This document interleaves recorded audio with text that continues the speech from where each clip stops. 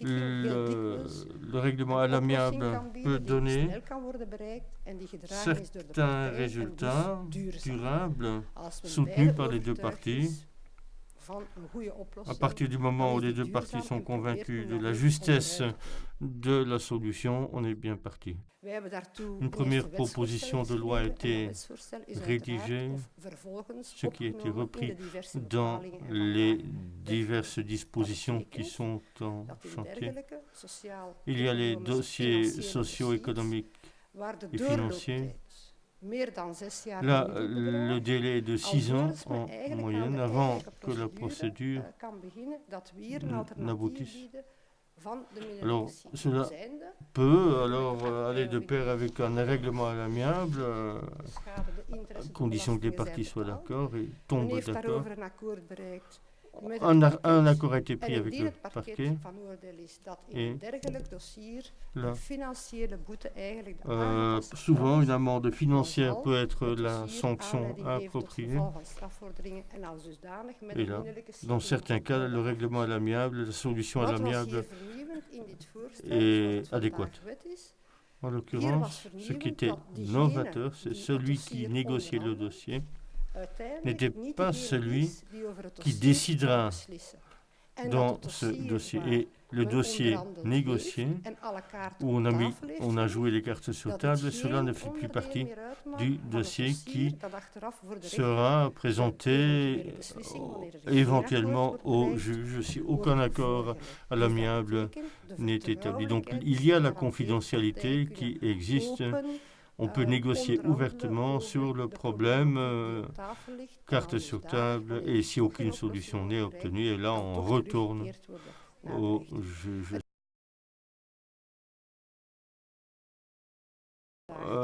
Qui a fait l'objet de mon sujet actuel, on m'a demandé d'en parler, et il y aurait la possibilité de faire appel à un magistrat qui pourra accompagner, encadrer le règlement à l'amiable.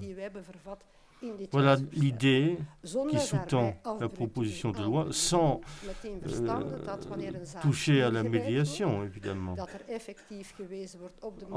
Dans chaque dossier, on rappellerait la possibilité de la médiation et la possibilité de règlement à l'amiable avant d'introduire une affaire, mais pendant la procédure, on peut se reporter à la chambre de règlement à l'amiable en cas de non-accord, en cas de désaccord.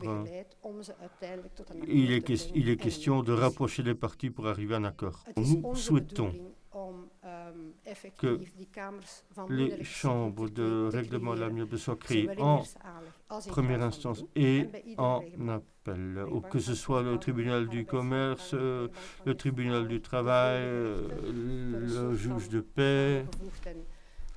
Plusieurs chambres seront installées auprès des tribunaux de première instance qui permettraient donc des règlements à l'amiable. Et là, cela ne suffira pas, il faudra se montrer patient et attendre la mise en vigueur et voir quelle est l'évolution dans la pratique. Il faut être très prudent en matière de changement judiciaire. Tous les acteurs doivent participer, sans quoi ça risque de bloquer. Après 25 ans d'activité au barreau et au Parlement, je sais fort bien par expérience que lorsqu'il y a une empathie et une compréhension pour la partie adverse, on peut arriver à des solutions